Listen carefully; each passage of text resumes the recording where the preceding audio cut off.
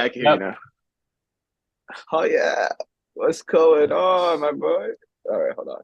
Okay. Ah, All right. yeah. We're all here. All right. Yo, thanks for hopping on such a short notice. No problem. Anything from my JP League guys, man. Anything from my commissions.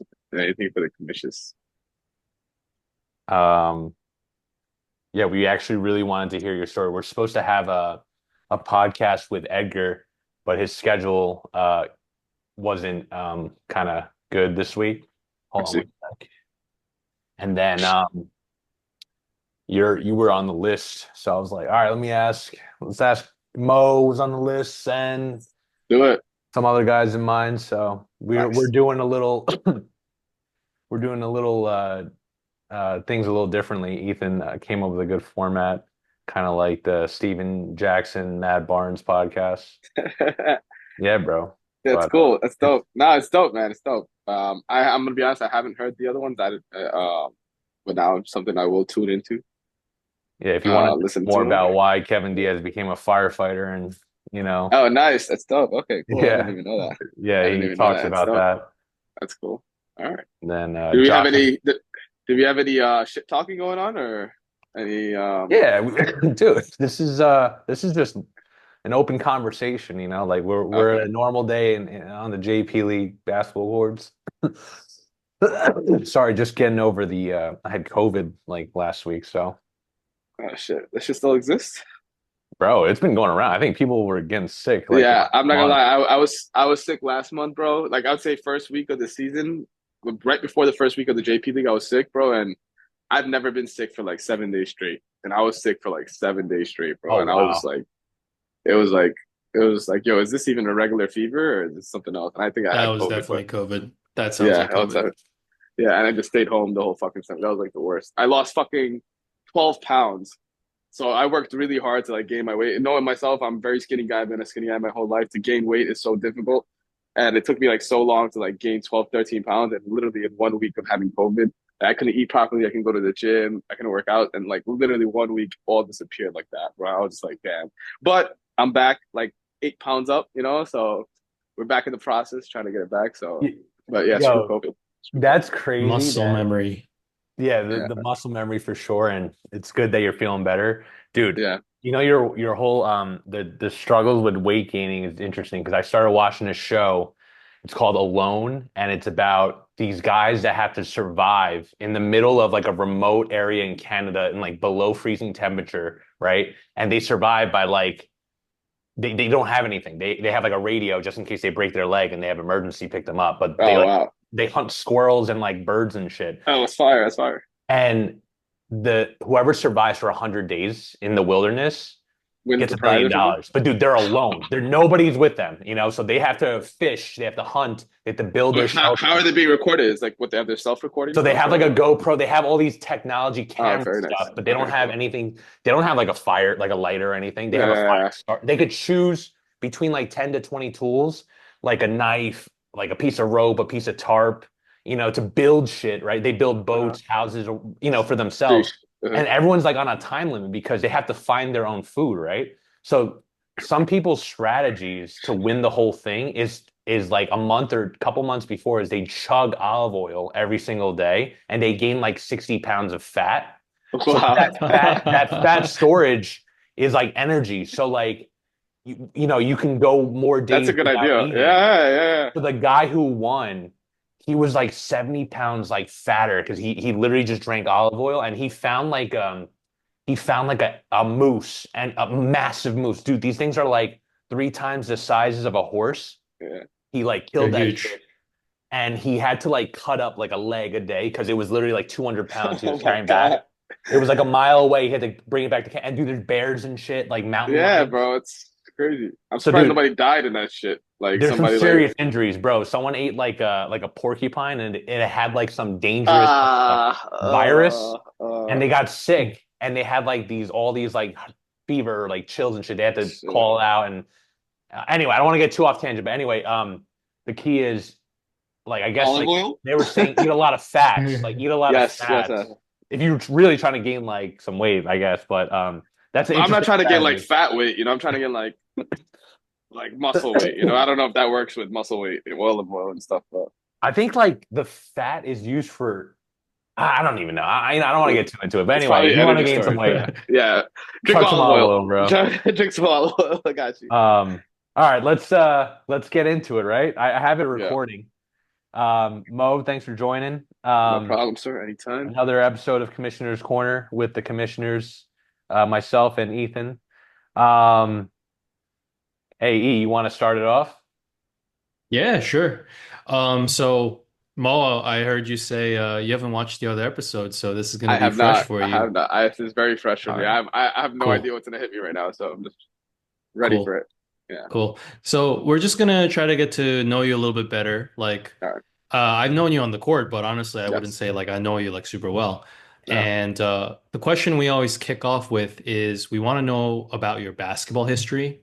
Okay. Like, where'd you learn to play? Was it your first sport? Like, take us back to, the very first time you played, like, and tell us just about your basketball history. That's a great question.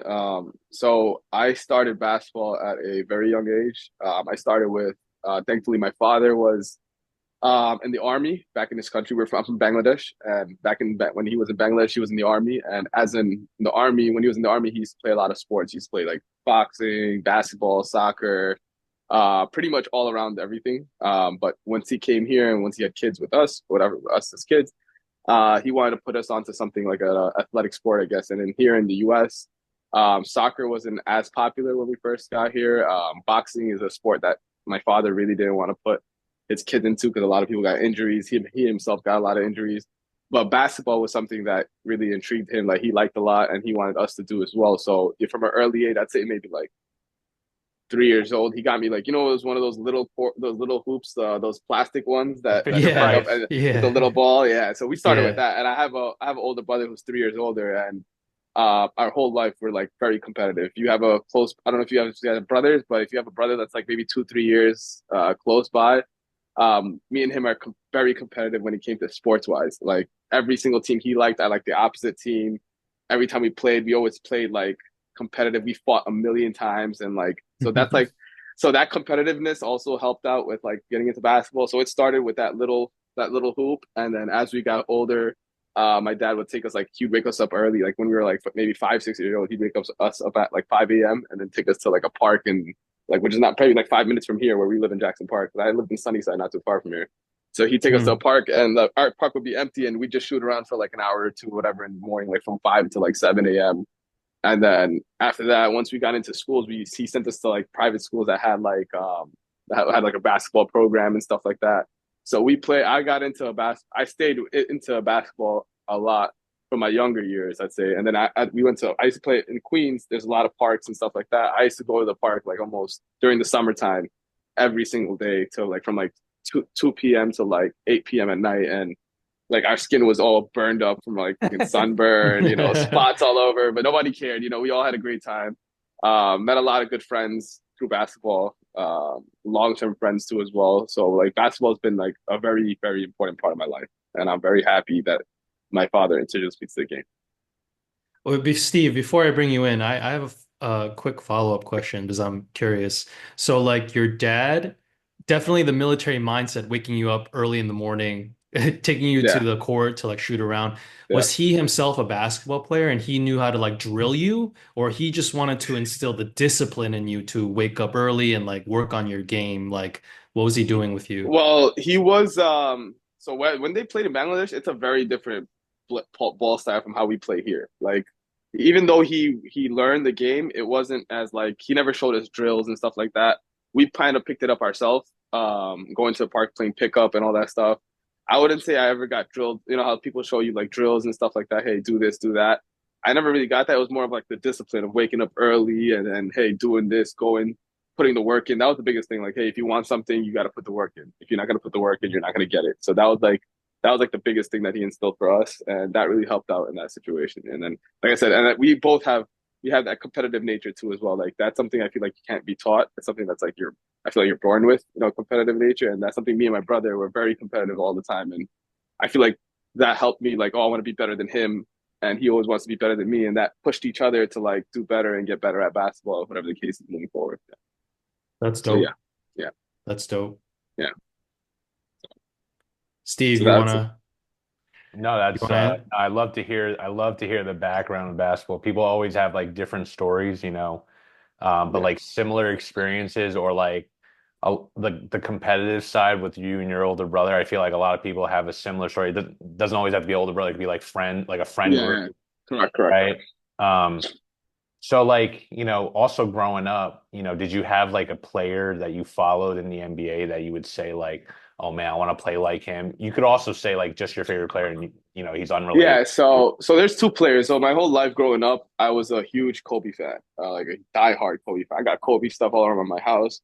Um, a lot of people didn't like Kobe back in the day. Like a lot of people, like there was either you really love Kobe or you didn't really like him because a lot of people hated the fact that he was a ball hog. Well, that's what they could say, or like the fact that oh like he shoots a lot, whatever the case is. There was a lot of things about Kobe, but what really attracted me to like Kobe as a player was the mentality he brought to the court, the work ethic he had, like the no fucks given. I don't know if I'm allowed to curse on this podcast, but You he are. didn't care. He didn't care. Like he didn't give a shit about anything. Like he was just like and like he was never a girl on the court. When it came to like being, he was like a killer on the court. Like if he ever got hit or if he ever got injured, like he didn't show it.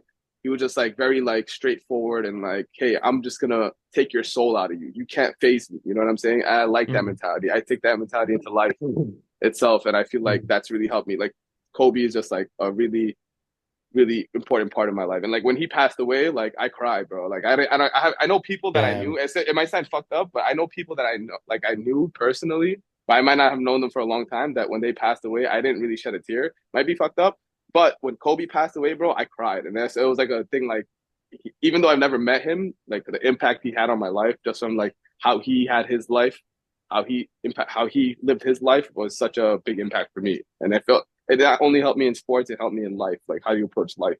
So that was a big one. And then once he passed, I moved on to Kyrie Irving's just game is just his handles are just elite handles. I played nothing like him at all whatsoever. But um, I wouldn't say I play like anybody I like, but I would say Kyrie Irving is like my most favorite player just because of how he handles the basketball. It's like a string on his hand. You know, the way he just moves the ball around and handles the finishing game.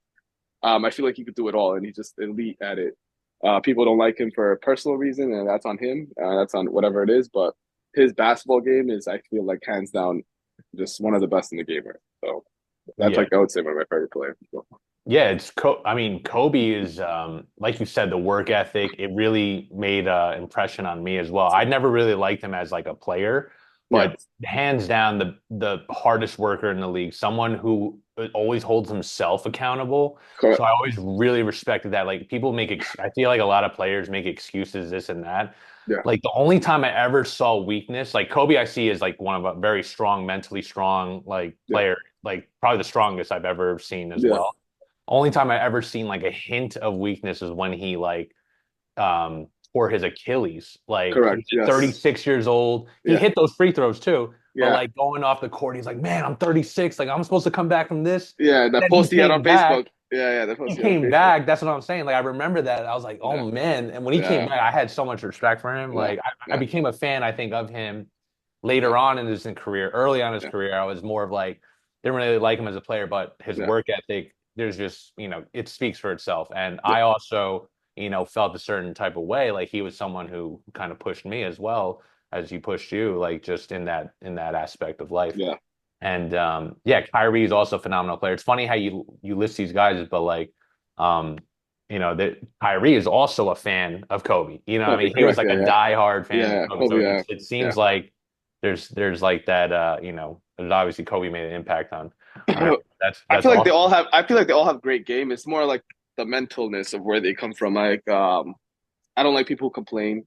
Like, I don't like people who bitch a lot. You know, I don't like. I'm not. That's not. I'm so against that. You know, I like if you got a problem, figure it out and like face your problem, and figure it out. I feel like that shows on the basketball court. I don't know about you guys, but you could tell a lot about a person just how they play basketball. I don't know about you if you guys seen that, but I could tell a lot. I feel like I could tell a lot about a person just by the way they play basketball, like what type of personality you have moving forward. So basketball is pretty huge, and I feel like it speaks a lot of volume. Just like, hey, if you're a team player, how you approach the game, if you complain on the court, what type of attitude you have, like all those things reflect your life as well. Like those don't just show up on the basketball court; they show up in life as well. So I feel like basketball says a lot. It speaks a lot of volume, you know. So I I love that. agree. I agree. I feel that. Who complains the most in the JP League? We're not saying it is, but Joan is the one. Now I'm just joking. No. I like Joan. I like Joan. That's the only reason why I mentioned his name. But I wouldn't say anyone really. I mean, I'm not here to speak bad on anybody. You know, but there is a Oh, couple guys that do complain, and I feel like, hey, it is what it is. But like I said, I'm not going to be here mentioning any names. You okay. know, there are some Everyone's players different. that I notice that complain. I'm not muted, right? No, Nope. I hear you. Okay. Yeah, there are some players that I notice do complain, but I don't think it's a reflection of who they are as people. I think it's more so their inexperience with refereed like 5-on-5 full court basketball. And I think like I'm obviously talking about some of the international players, and I yeah, know that they play 5-on-5 pickup, but 5-on-5 pickup is just so different, like it's a what completely you different game. consider. Yeah, Yeah, it's very different. The concepts are different, right? yeah, Like defensively, like what is legal defense, like what is a foul, and they often on film, I see them getting frustrated with a foul call, and I feel like if they just someone coach them or sat them down to just explain to them what is legal and what is illegal, then we would see less complaining from them. I don't know if you were thinking about them when Steve asked you that question, but some of them come to mind, and I don't. This is the one part where I kind of disagree, but in general, I would agree with you saying the way you play basketball on the court definitely has parallels to how you are as a person, maybe your approaches to other things in life. I agree with yeah. that for sure. I wouldn't say that. Like I said, I wouldn't say everybody's like that, but I feel like you get details from some people, and it sprinkles when you get some sprinkles of it, and you see it in real life too as well. Like I don't from my person, that's from my personal experience. I wouldn't say I'm 100% accurate with everybody, but I have noticed a lot of different personalities traits that when they play basketball, it relates to it in real life as well. So, looks that could be wrong too, but that's just what I see from my opinion. Yeah, I had a follow-up question. yeah, what's So uh going back to the beginning of basketball, yeah. were you like a one sport guy and like basketball was your main sport, your favorite sport, or did you play any other sports? Like, do you have any like secret sport athletic talents that we don't know about? Like, I mean, I played a lot of sports. I played a lot of basketball. I played a lot of football when I was younger too. But football, believe it, I was always a quarterback. I was really good hmm, at throwing as well. But after I think let's say during high school, let's say, I had a separated shoulder on my right arm, which kept popping out the socket, and that was from me playing football all the time. And I used to keep throwing it, and I used to throw it without warming my shoulder up. I didn't like you're supposed to do some shoulder stretches and stuff like that. I wouldn't do none of that. I would just keep slinging the ball, throwing it deep, and eventually my shoulder popped out. I remember one time it popped out. It was so painful. And once it popped out, like I really didn't go. When you're young at that age, I felt like I was just like, if I go and do surgery or if I do something like that, I'm gonna miss out a lot of time on playing. And during that time, it happened during the beginning of the summer. I'm in school, so once in school, it's like I said, during the summer, all we did was back then we didn't have iPads and iPhones and stuff like that. But all we did was literally play yeah, basketball, like go out, play basketball, yeah.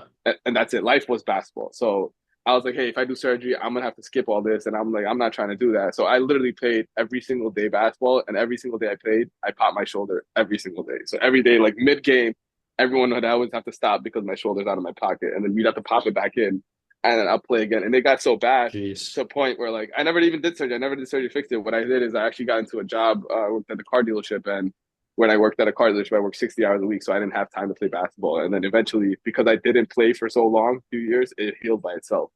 And then I just did little exercises at home by myself, and now we're good. Like it hasn't popped in, knock on wood, it hasn't popped on Yo, years. So weren't you there when Taylor dislocated his shoulder? Why yes, I didn't you did. help? Why didn't you help him, man? Bro, did you see my face? Did you see my face, bro? Yo, I had the craziest angle. All I see is Taylor's shoulder just fucking come out of one side socket and just come out. And I looked at it. I went, ugh. I turned around and I went to him and I remember I seeing his shoulder and I just see him from the back, like you see like it's like not supposed to be there, the bone and stuff, and I'm just like, "Bleh." Yeah, I was like, yo, Taylor, I gotta go. I can't do this shit. I can't do this It shit. sounds like you popped it in like 200 times. Why I didn't did, you but you help know what him? it is? You can't see it. You can't Oh my like when you God. pop your shoulder out, you don't see it. It just the pain is ridiculous, bro. So I understood his pain. Like popping a shoulder Mhm. out of the socket is like some ridiculous pain, especially if it's popped out and it doesn't pop back in. Like a lot of my times, it would pop out and pop back in.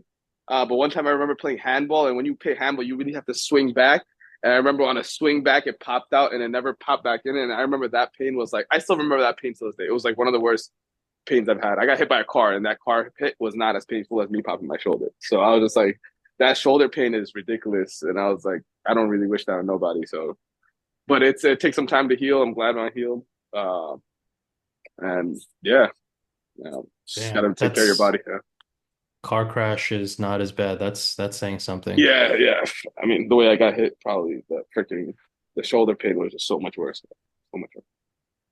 Um, so you told us about your favorite player. Your favorite team is the Knicks, right? Yes, the Knicks for basketball is my favorite team. We've been very bad for the last I don't know 12 years. I'd say before after Carmelo left. I'd say we've been pretty bad, but we have a good run going right now, man. We're excited. We're excited. We're gonna have a good year this year. Hopefully, Larry Opie end of the year.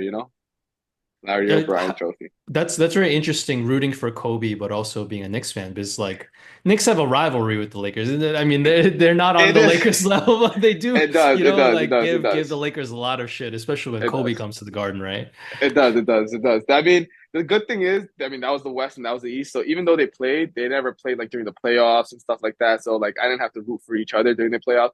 Like I used to when I was younger, I had NBA League Pass just so I could watch Laker games. Like because Wow.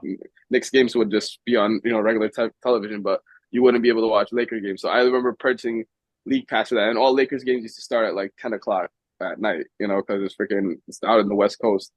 And I remember staying up to like 1, 2 o'clock to always watch every single one of Kobe games. Like I was religiously a diehard Kobe fan, but I was also as a team a Knicks fan. Like once Kobe left Lakers, Lakers are like not my team. Like how now LeBron's on it. I really don't care about the Lakers at all whatsoever. It's just like straight up. It was just straight And up you for that hate player. people who complain. If you don't like Yeah. people who complain, yeah, Oh, you're not really gonna like About nah. LeBron. So yeah, I'm a LeBron hater. I'm a LeBron hater. I mean, I respect him for a lot of things he's done, but like I said, a lot of qualities about him I can't respect. So, and I don't. For those reasons, I don't like when people say he's the greatest player of all time and stuff. So, and that's my opinion. Like I said, other people have their own opinion on this, but he has a lot of qualities that I've mentioned that doesn't put him in the situation of greatest player of all time. But yeah, I feel you, man. LeBron's yeah, not my goat. yeah, he's not I'm like more of an old head. yeah, Yeah. yeah. I would all day MJ over that, all day, all day. All Like the day. mentality It's MJ and Kobe had were like so night and day from LeBron. And LeBron will try to fake it. Like you'll see the times where he'll try to fake it, but it's not real. It's not coming from the heart. Like that's not really who you are, as a person. Like you just try to do that because that's what like everyone online's telling you that you should do, or something like that. But like he cares too much about what people think. I feel like a lot of people that like if you really want to be like elite and one of the greatest of all time, you really don't care what people think about you or like you do your work, you put in the work, you're confident who you are, and then you move forward. So, but yeah, enough about LeBron. I'm there with you, man. I'm there with you. Yeah. I want to bring Steve back in here. Steve, you want to ask the next question? yeah. So no, it's definitely feel you on the LeBron thing. His game, talking about LeBron, talking about Kobe as well, like both players had played in the league for a long time and their game kind of changed a little bit, right? Like Yeah. beginning and to the end. I feel like LeBron wasn't much of a complainer early in his career. Maybe I'm wrong, but I could definitely see he's like, I can't deal with him now. But Yeah. talking about the game change from his beginning of career towards like where he is now, has your game changed at all from when you first started playing? Like maybe you used to play a certain way. From what I see you now is I feel like you're like a deadly mid-range shooter. You have a really great floater on the run, or just like you could just stop going full speed. You're going downhill Yeah. off a drive, first step, like one pivot jab, go, and like off like 2 feet, you could just stop and just kind of like float it. Yeah. That like you say always your game. Yeah, so the floater was always part of my game. So they used to, when I was younger, they used to call me Tony Parker. Like I used to take, you know how back in the day, so how Tony Parker used to stop and threw that floater up. Yeah, yeah, Like yeah. that's where I really learned that floater from. Like Tony Parker Oh, was elite with that oh yeah. floater. So I really picked that up from Tony. But I'd say my biggest game change was when I was younger. I'd say till like maybe even till almost like first year of high school, second year of high school. I used to shoot with my left hand. So I used to shoot, yeah, What? I used to shoot What? lefty. Even though I'm a righty, I used to shoot with my left hand. And I had an elite left hand jump shot. Like it was like crazy, but it looked ugly. Like, and I used to be able to have like Will Chu range. Like I used to be shooting from mad far, like really, really far deep. And I used to make my threes. Like they used to call me like, yo, that's the shooter. That's the shooter. Like you have to watch out for this guy. That's the shooter. Like that's how I feel like I had a really, really, my mid range was not good. My 3 pointer was elite though. Like I used to shoot from mad far away but it was all my left hand. It almost looked like two hands because I would throw it like this and it would look like that, you know. So it looked like you shooting with, and it looked disgusting, bro. It looked really bad. So I just remember actually I started changing it once I got into like I think like right after high school. I was just like my floater was really good and my floater was always with my right. I could never float it with my left. So but I used to shoot with my left, which was really weird. So eventually, Yeah. but when I used to float it with my right, it looked clean with my right hand, you know? So I was like, yo, maybe if I just put my arm here and I just go like this, you know, I could create a jump shot like that, you know? So then I started doing my middies like that, but I couldn't get enough legs to do 3 pointers because I'm just used to doing floaters with my right hand. So eventually I just kept practicing with my right and I eventually switched it. I remember that mental change to switch from like left hand to right hand after all those years was like it was difficult, but at the same time it wasn't as difficult because I used to do my floaters with my right. But like I remember like when you're trying to shoot, imagine you're at the 3 point line, and you're just like, shit, do I shoot with my left or do I shoot with my right? You know, and it was just like it was hard at first, but once I got the transition in, like now I could finally shoot threes. But I don't have crazy range. You know what I'm saying? Like I don't have like I can't shoot from like very, very far away. But before, like even now, I feel I've seen it. I still pass with my left hand. Like it feels weird for me to pass with my right. I don't know if you guys ever noticed it, but like I can't like go even passing like this with my right feels weird in my head. But like with my left, it's like so natural, you know? So everything was my left hand except my layups. Yeah, except my layups. Besides that, like my driving was with my shooting was with my left. Pretty much everything else was with my left. So that was the What biggest change for me. what's the story there? Why did you start? Because you said you're a righty, you know you're a Yeah, righty, yeah. so there's a reason why you started shooting lefty. Like, what's the story? I don't know. I think it was when I was younger. I so when you start playing basketball at a very young age, you shoot it. I started shooting with both hands. I guess that's what it was. And Hmm. then once I started getting older, I just felt more naturally transitioned with my left, I guess. And then, like I said, the only That's reason I so changed interesting. it is because it looked ugly as shit. It looked so bad. It looked so ugly. And it was like, yo, I can't be shooting like this. And I didn't have like a mid range. Like I couldn't, it was either a floater or a 3 pointer. And now it's like my game's completely different. My game's either like mid range, floater, inside work, rather than like 3 point. I barely shoot threes, you know? Um, Interesting. so yeah. So that's like, That's that's a so pretty, interesting. yeah, that's a change that I've It's had. a funny story. Yeah, that's weird. And I didn't think about it until you actually just mentioned it. So that's pretty cool. Damn. Yeah. Core What up, memory Khair? unlocked. Yeah, yeah, pretty much, bro. Pretty much, bro. Pretty much. I've Um, watched a lot of film on you. I haven't noticed the left hand thing. Nope. No, no, yeah, bro. Yeah, it took a while to get used to it, bro. Now it feels weird shooting with my left. Now I can't even do it at all whatsoever. Like shooting with my left, so I'll just chuck that shit. Like, bro. I hope to see it in one of these games, bro. I hope Yeah, you I don't know. one. I don't think I'll ever See be able Mo to hit a open left from hand half shot. court. He just hits a lefty three. That's crazy. I actually hit a league game like a year ago. I hit a full court shot, but with my left hand. Like I have the power enough to throw with my left. I don't have the power to throw with my right, which is That weird. muscle memory. Yeah, it's so Oh. weird. I don't know what it is, but whatever. It is what it is. It's fun. This guy would have Yeah. been a pro quarterback if his right shoulder didn't get dislocated. No, I'm glad I didn't go that route. I don't want to play freaking football and get killed on the freaking field. You know, Who I'm knows not really where a he heavy could be guy. You know. shooting from if that right shoulder wasn't dislocated. Yeah, for sure, for sure. I don't even know, but right If that's is. his left, shit. Yeah, nah, but That's I'm funny. glad I switched. I'm glad I switched. I'm glad I switched. It looks better now, right? My jump shot looks like an actual jump shot, right? I don't look like I'm Oh fucking. yeah. No, that's Yeah, why we're exactly. Bro, if confused. you Like, if you how, seen it, if you seen it back in the day, bro, you'd be like, yo, what is that, bro? It's like, what is that? It's just like I don't even jump and it's just like chucking that shit with Okay. two hands. Okay, now that this is out there, the next time in JP League your team is up like 20, you got to get an ISO on the wing and you got to purposely shoot it with the Shoot ugly with the left side. Oh my lefty, God. like call I for an don't even know. ISO. I don't even know how to shoot with the left. I gotta go back to the court and like try it and see like what it would be like. I haven't even shot a left in like years, bro. So I don't even know what it would look like at this point or like how I would do it. I already gotta try it out. If I make it, that's it, bro. We officially win the chip. All right. See. Changing gears here a little bit. We actually wanted to ask you about your car dealership job Yeah. because I don't know the story and I don't think most people do. I think it's interesting. You're an entrepreneur. You created Yes. your own company, Yeah. and I think to do that, takes a certain level of co self-confidence, belief in oneself, and you gotta, it's the entrepreneur grind, right? Yeah. So, can you tell us a little bit about like your journey from Yeah. point Absolutely. A to point B being you starting your own company and like kind of what were your struggles and like the lessons learned? And yeah, do you see any parallels to basketball? Um, I'll start with my story a little bit. So I got into the car business when I was 18 years old. I started very early. I was actually a waiter before that, right out of high school. I'm right out of high school. Yeah, I was a waiter and serving people, basically at a Mexican restaurant in the city.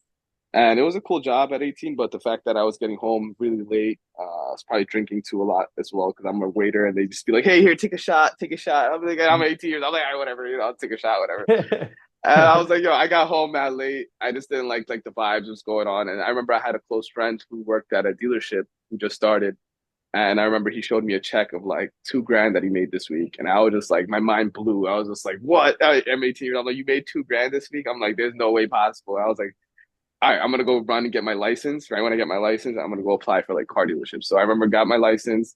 I printed out like a bunch of resumes and I just like put on a suit and I walked in from like dealership to dealership. If you go on Northern, I don't know if you guys see Northern Boulevard. If you go straight down, there's like at least Yep. 10, 15 dealerships going down. So Yep. I went down the dealerships, going straight down. And I gave resumes. And like I said, I was an 18-year-old kid. I didn't know how to dress properly. A lot of people said no to me. A lot of people were like, nah, I'll call you later. I'll let you know, whatever the case is. And then I walked into a dealership. I don't know if you know where Paragon Honda is. It's on 57th Street in Northern. I got probably rejected like 10 times. And then I remember standing on that corner. Till this day, I remember this. I was standing on the corner and I was like, hey, man, should I walk into this dealer or not? And I was just like, you know what? Fuck it. I'm here already. Let me just walk in. And I remember walking in, and then there was a gentleman named Jason Graciano. Thank that guy till this day. Gave me an opportunity to start at a sales position, but over there, so car sales are usually commission based, but he started a new team that was like, it was like more like an online selling based team where you get paid by the hour. And he's like, hey, for you, you're just new, you just started. I think this would be good for you, you know? So I was like, hey, I didn't know any better. I was like, yeah, let me do it, whatever the case is. I was making like $36,000 a year. And I thought in my head, I was like, yo, I thought I made it in life. I'm like, yo, I'm 18 years old. I make $36,000 a year. I'm killing it, blah, blah, blah. And I was going to college and stuff like that at that time. And I remember, so on Saturdays, they have Saturday meetings on car dealerships. And I remember the big boss was talking about to everybody, and he was like, "Hey, this salesperson this week made $6,500 this week." And I just like, and I was sitting there in my head, I was just like, "Wait, what do you mean this guy made $6,500 this week?" I was like, "We're doing the same job, and I'm getting paid by the hour, and this guy made 6 grand this week." I'm like, "Wait, what the hell's going on?" And I was like, and then for a year, he was a commission based floor, and I was on the regular hourly floor. So then my whole brain got shot, and I was like, "Yo, why am I even going to college? You have these guys who are just freaking who like literally uneducated people that just really enthusiastic people that were very hungry that learned a certain skill and that were doing really well for themselves." So I'm like, hey, screw this. I'm not going to college. I'm going to push my way through here. And I started focusing more on the car business. And then like a year in, I got promoted to the regular sales floor. And then I started killing it right away because it was like a dog on a leash. They kept saying, no, no, no, we'll eventually put you, we'll eventually put you. So finally, when they put me on the floor, I just like unleashed and I started going crazy. And I was like, yo, I started doing really well at a young age. And then I got promoted to sales manager at 22. I think it was 21. No, 21. And I had a team of individuals that I helped train and be successful in the car business as well. And then at age 24, a good friend of mine who is no longer my partner, but he's still my good friend, was like, "Hey, man, I think we should just start." We at that time I was already 7 years in the car business, 18 to 24, 25. He's like, "Hey, you have a good clientele already. I think we could start doing this on ourselves. We should take a leap and start it." So that's what we did. We just took a leap and started up. Everyone thought we were crazy because we were making decent money at the car dealership. But our biggest thing was, hey, we didn't have any time for friends, family. Like we were working 60 hours a week, slave hours. Like I said, I skipped ball probably from 18 to 24. I probably didn't play ball much at all whatsoever. And that's that time, like our peak years, where all my friends were playing ball all the time at the park and stuff like that. So I skipped that, but it was a good thing for me. I did learn about the business aspect and all like that. And then once I quit, we started our own business. And at first, I want to say it took off right away. Obviously, as an entrepreneur, it's very difficult at first. There's good months, there's bad months. There's a lot of challenges we face, but you have to be very solution driven.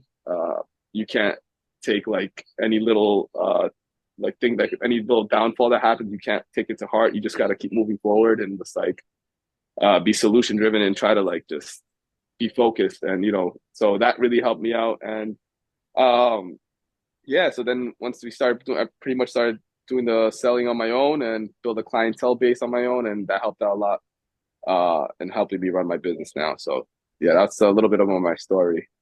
If you guys didn't know, yeah, Yo, I love the hustle, man. That was an amazing yeah, story, very inspirational, and thank you know, I mean, I see it like today. I see today you know what I'm saying? you. I Yeah, didn't yeah, see the you before, and correct, now that I correct. see you before, I feel like I learned a lot about you today. Yeah, yeah. And I really appreciate you walking us through that story. It's Cool. really motivational.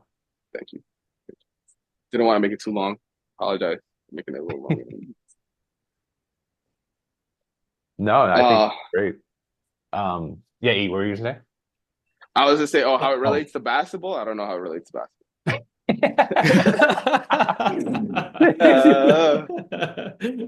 Well, I would say like in basketball wise, I feel like I'm very like I don't like people who complain on the court. All right, I don't like that shit. I don't like people who are not team driven. You know what I'm saying? I like people who are team driven, don't complain on the court, and like just focus and Solution like driven. and solution driven, and also like don't quit. Like people who don't quit. Like when people be down 20, everything life is like I feel like basketball. Like it's all about momentum. Like if you down 20, don't be freaking down on the court, like showing that emotion to the other team. Because when they see that, they feed on that and they keep going. You know what I'm saying? But if you're like I've seen teams that even down 20 are fighting till the last second and they'll come out to win at the end of the game. And that's what I like. Like just fight till the end and like don't complain.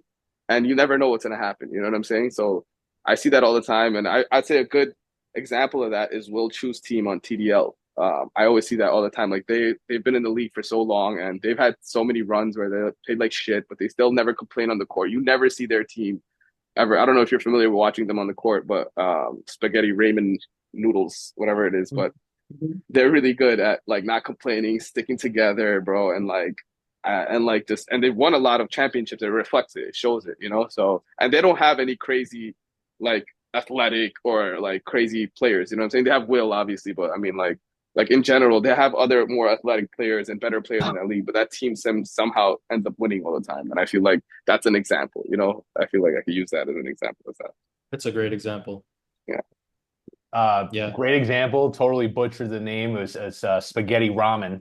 It's just very random. I don't know if you ever had ramen noodles before, but it's pretty common nowadays. You won't find them only in Asia. Yeah.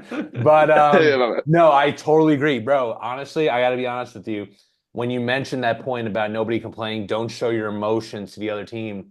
Yeah. You are one of the few people that I know in the JP league that does the opposite, where you're like, yo, let's go, guys.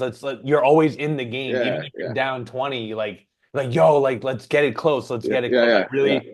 I really respect that. And I think like some other people that come in mind, I think Ethan comes in mind. Kevin Diaz is another person that like doesn't show his emotion in a way where he's like, yo, we could still win this, even though they're down like Correct. 20 or something.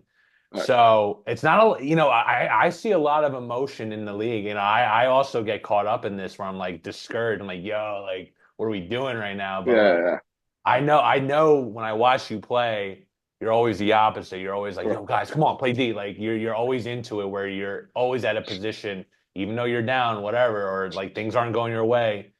you keep your head in the game, you stay locked in, which is something that is Yeah. very underappreciated. And I think like obviously it helps the team mentally always like even if even if you end up losing, it doesn't matter because like you're It doesn't, always yeah, gonna be a correct. threat throughout the end. But like it always helps the team come back. Like I that is like something that's very underappreciated. And I feel like it goes both ways. Even if you're winning, you're up 20, you don't want to have that let me get off the gas pedal mentality too Right. as well, you know? Like you want to put your fucking foot on their neck and Yep. like till they hit zeros hit the clock, you know? Like you can't like lay off the gas and stuff like that or feel like or start joking around, start playing around. Like I don't like that stuff either. Like it's the Yep. game, finish the game till the end of the game. When the hit say zero, then smile, give daps, whatever the Right. case is. Right. But till the game not done, we're still focused on the game. We still got to finish out. We got to close it out. That's how I look at it. Like either you're up 20, you got to be same. You got to have the same mentality up 20, then you're down 20. You know, it doesn't matter. Like, and if you stay focused, locked in throughout that whole 48 minutes or whatever it is, you'll get the result you want in the end. And if you don't, at least you know you tried the hardest and your team tried the hardest. You know, and that you guys didn't complain, you guys didn't slack off on the court. Like you guys were just locked in till the end. You know. I Yeah. love this conversation, and this reminds me of something that I did one time for like a onboarding exercise, I think at a company or some sort of like leadership thing. And I think Mo, you would appreciate this because it is related to the military. I think they actually took this exercise from the military, but it was some sort of like Harvard Business Review thing that they published, and then that company stole it from them and then like gave it to us to do. Uh-huh. And the exercise was, okay, like imagine you're shipwrecked with like, eight other people or whatever, and then you wash up on shore on a like a deserted island. And there's like two people who are like injured and they might be like bleeding, and then um there's like one woman and she's like hysterical and other people are like freaking out, and the exercise is like, okay, given these options, what should you prioritize first? And it was like, okay, tend to the injured, start taking like inventory of supplies, start looking for food, start looking for shelter, um, uh, talk to everyone about like SOS instructions, Mm, or calm down the like the hysterical people or the hysterical woman. And you had to decide as a team, it's like, okay, what do you think is the three priorities, or what do you think is the top priority? So it's part of it is like negotiating with the people on your team and seeing who comes out of that as a leader. But then also like if you can figure out what actually is the number one priority in that situation. Um, and I remember it was really interesting. Do you guys want to take a shot at what do you think is the number one priority in this situation? I would say calming down that lady, bro. I would say like calming everybody down to a situation where everybody's on the same mental ground, so everybody could work at a figure the situation out together, rather than because if half the Okay. people are not on board, half the people are on board.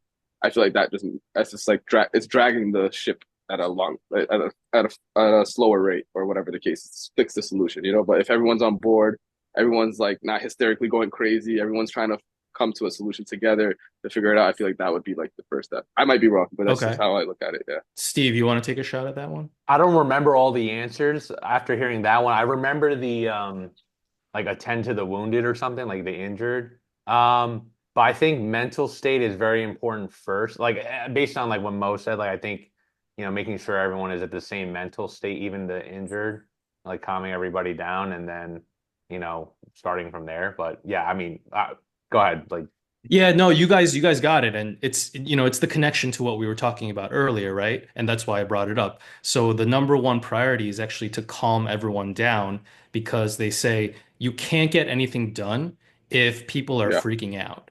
Yeah. And so I think it speaks to body language when you're a leader, and making sure that you're exuding a certain level of calmness and confidence in what is achievable, even in a situation where you're shipwrecked, right? Yeah. And things are definitely dire. Like you have to make sure you sort of project a certain level of confidence. Yeah. And yeah, so I think body language is very, very underrated and not talked enough about as like a basketball player or like a basketball leader? Yeah, 100%. Body language is so important, man. So like, and as I've worked in like car dealerships and business wise, when you see the top guy panicking, then everyone else panics. Like Mm, it's it's so important having such a good leader. I've seen successful businesses, I've seen unsuccessful businesses, and the most successful businesses, even when there's problems, the leader is always abroad, like he's afloat, like he's controlling everything. Even though the ship's on fire, he knows a way to keep himself calm, so no everybody else is going crazy too. Because if he's going crazy and he's like saying like "fuck, we're all fucked up," then everyone's gonna have that same energy. But if he's calm, secure, and he gives that energy, that vibe to everybody else, it gives everybody else that like, okay, no, if he's stable, we should be fine. You know what I'm saying? We'll figure this out. But I think that's very big because I've seen it in situations where business leaders and like just the example of a business leader who start and then on the top who starts bugging out or just starts not acting the way that he's usually acting and just starts panicking or whatever the case is, and that just makes everybody else panic and everybody else just starts. That's how you separate the team and start having everybody just go all over the place. But I yeah. think that's a great point. That's a great point. Yeah. Um, let's move on to this last open question topic that we have for you. It's about your Jackson Park history. Steve, do Yeah, you want to take this one? Yeah, man. So Mo, I know you lived here for quite a while now, and yeah. thinking back on like your first memories, like moving in, right? Like Jackson Park, you step on the courts and you start playing like pick up again. Like I think you might have moved in around the pandemic time, COVID. right? Yeah, yeah. So yeah, like I want to hear your story. Like who from like the league you kind of first met? Which players like impressed you the most? Like who do you remember playing pickup with? That's crazy. So I did move in during COVID, like peak COVID time. I'd say like what 2020 I moved in August of 2020, and that's I'd say prime COVID time. But when we moved in, there was no like the club was closed, right? I remember like a month or two in, they opened the club, but they made it like very like you have to like book it on the Mind Body app or whatever the case is. So we started with that, and then once you got in, it was like, all right, you guys could. There was only a limited number of people on the court that you can go on, and you could shoot around, but you can't play pickup together. It was just like, all right, you guys could all shoot on the court, but you guys can't play pickup, which I found absolutely ridiculous. But it was the rules. It is what it is. You know, we used to always try to break it all the time, but it would never work out. They would always come up and complain. Some of them were cool, but then some of them were like, hey, we started doing it so crazy, like every day. They were like, all right, you guys gotta chill out. You know, we try to help you out one time, but you guys are doing it every day. Um, but it was still good because like nobody back then, nobody played ball. You didn't go to the parks. Like nobody was out there playing the parks. Everyone's scared of COVID and stuff like that. So it was nice to have like an indoor park. Because I'm in my life, I was used to going to the parks and stuff like that. So seeing JP with like an indoor court and stuff like that was really really cool. And the people I actually started playing with at first, believe it or not, is so random. Is Odie? You know, you guys know Odie. Oh yeah. Oh Odie. yeah. Odie's like a OG, original OG of Jackson Park. Like he was here since when I first started. And Andy, I don't know if you guys know Andy. Andy Yang? Andy Yang, yes. Yeah. Definitely. Andy Yang, and Andy, me, Andy, and Odie. Odie and Andy were like always there, and they used to always play like 2-on-2 versus me, and I used to always have like a random. And I feel like that was like the prime matchups that we used to have all the time, and it was good. It Oh was great. It no. was great games we had. But that's how it started, and then eventually, like another 3 or 4 people started coming, adding on, and eventually they took the COVID rules out.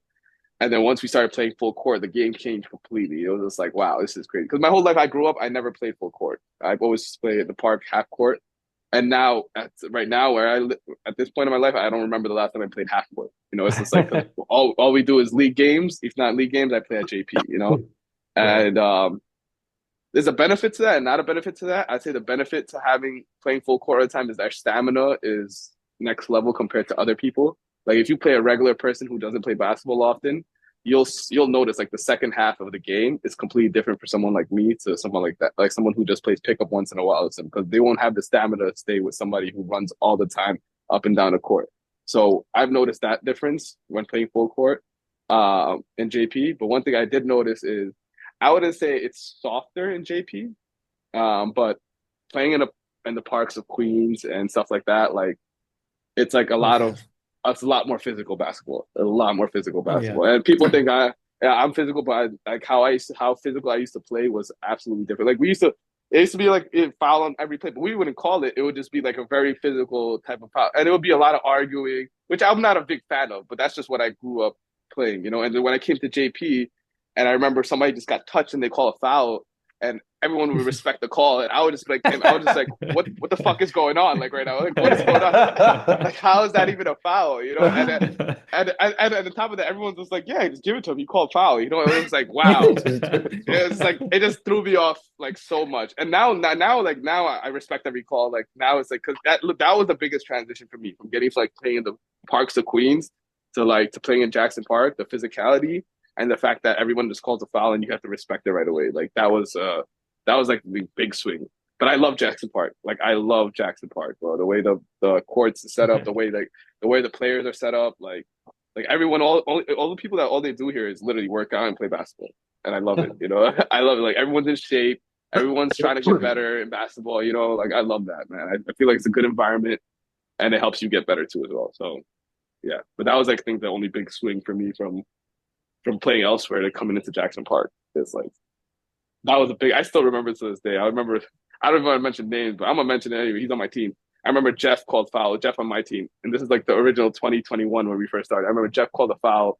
I still remember because it was such an outrageous foul. It was just like I think someone just touched him or something, and we respected him. Everyone was like, we gave it to him. That thing blew my mind. I was like, oh, is this how we play? It's like, is this how we're gonna start playing? Or I guess all right, whatever. That transition was just like. Was just crazy, man. But Jeff is a great player. He's on my team. He's been doing great this season. So all love for Jeff. All love for Jeff. I definitely, there's definitely different tolerance levels for people's foul call and like what they deem a foul versus what a referee would call a foul. Like Yeah. certain people, they'll get hacked like straight up and don't say anything. Yeah. Then there's people who get, like you said, like lightly brushed or whatever, and they're very sensitive and they'll call a foul. I definitely don't want to call out any names, but you know who you people are, and we know who you are too. So they know who they are too. Yeah, they know who they are too, man. You know, bro. If you go to they have like these high schoolers that play like league games in the city, like under the bridge and stuff like that. If you watch their games, bro, they play so physical. I went to one of them, like I think during the summer, and how physical they were playing was absolutely ridiculous. And like the refs weren't even calling fouls. The refs were like letting them play through all that physical contact. Yeah. And I was just like, when I was watching that, I'm like, damn, am I getting soft? Like, am I just like playing soft basketball? Like, what's going on? Like, because these guys are so soft. We're getting older. We are getting soft. We are getting soft, right? Yeah, because I was like, yo, the way these guys are playing so physical and not getting called, and they weren't complaining either. That's what I loved about it the most. The players were not complaining. They were getting hit. They got on the floor. They got back up, and they moved forward and try to get the ball back and keep playing. And they're high school kids too. It wasn't even like it was like the professional, you know, the ones that play for the parks and stuff like that. Each borough has a high school team. Yeah. So yeah, they were playing that, and it was great basketball to watch. It was no complaining. It was very physical. Like that's what I was used to growing. And like I said, when I seen that, I was like, shit, am I getting freaking soft playing at Jackson Park all the time? Like, do I need to play elsewhere to bring back some physicality? You know, that's what. But yeah. No, I agree with everything you said, and yeah, I definitely think Ethan's right. We are getting a little bit softer as we get older. We're more wary for our health. We want to be healthy. We don't want to get injured. So, me personally, I try not to call the fouls, but I always try to avoid even being in a situation of being fouled. Correct. So that's where I am getting soft, where it's like, okay, I'm not even gonna put myself in that situation. A loose ball, like I'm never gonna die for a loose ball. I'm sorry. Yeah. You know, if I see somebody going a little crazy, you know, I'm like, oh, this is like, you know, this looks like he might lose control and run into my leg and break it. I'm just like, yo, I'm gonna avoid that situation before it even happens. So that's kind of my mindset. That's another thing. I feel like as we got older, we start thinking like that too as well. Like, cause like I don't mind it now that I'm older. Like, bro, I don't want to get hurt. Like we play enough sports where like now, like if you get hurt, like you don't get to play ball, even like pickup games and stuff like that. Like that affects my life. Like I love playing pickup on a weekly basis. I love playing league games. So like even a small injury that keeps me out of the courts or the gym, that affects me mentally and physically. So I'm okay avoiding that type of physicality now. But when we were younger, bro, I mean, when I was younger, that shit didn't even cross my mind. You know, it was just like it was just like, yo, get to fucking win, go as physical as possible, go Yeah. hard, and then try to get the win. But now that you mention it, yeah, as we get older, you don't want to get hurt. We have like jobs and we have shit that we have to worry about. You know what I'm saying? So it's a completely different game now. I feel like than it was before when you got younger. So yeah, It's great also point. the rate of healing. Like when you're a kid and Correct. you're younger, you Yeah. just heal so quickly, and that I think that also plays a part. You just don't Yes. care. But Yeah. now I'm like very conscious of the fact that like if I get hurt, it's gonna take a long Yeah. time Yeah. for me to Yeah. feel 100%. Yeah. I'm like, I don't want to deal with that. Yeah. So let's just Bro, not get injured ankles. in the first place. Freaking ankles, a turned ankle would take me a week back in the day when I was younger, bro, to like heal. Like if I turn my ankle, it'll swell up. Like that, those stuff didn't even cross my mind. Like, we have to rehab. Now when this shit happens, bro, I have to go rehabbing with Steve. I have to like freaking like figure out different ankle workouts to do to get my ankle better. Like, bro, I never used to do stuff like this, bro. It was like literally give it a week, that shit's healed, and let's go play ball again. It wasn't like, dude, we have to strengthen the ankle. None of that stuff was there, bro, Yeah. before when they were younger. Now it's like, now like you injure something, bro, you have to rehab it, and you have to still have to like strengthen the other leg too, because at the same time, you have to make sure the other one's on part two as well while you're rehabbing one leg, because you don't want to make sure the other one gets injured now. So, Yep. yeah, 100%. Very, very more mindful of our injuries and body now that we're getting older compared to when we were younger. 100%. Yeah. No, take care of yourselves, guys. Yeah. I wanted to ask, since we got to hear your story of like who you met, like you met up with Odie and Andy your first time. Yeah. I want to hear Ethan's story of your first time meeting Moe, like on the courts. Like what was your first impression of Moe? And I'll give mine after, but I want to hear your story. I just want to hear, I'm just curious to hear like how we all kind of met. It's not very like crystal clear vivid, but I remember because Mo is, his build is like more slim. I Yeah. think I just immediately judged him for that. And I was like, there's, in my mind, it's just like automatic. It's not something that I'm trying to do, but it's like, oh, Yeah. he's like too skinny. Like he's not going to be able to like do this, do that. But I remember like him just tearing it up. He was way more physical and athletic and quick than I anticipated he would be. He was doing the thing with his floaters. He was doing the thing where he always like slithers in and like gets the offensive rebound and puts it right back up. His reflexes are very quick. He was hitting his like mid-range. And I remember what I remember is being impressed. I was like, this guy, like he's good. You can't just like look at his build and think like he can't play.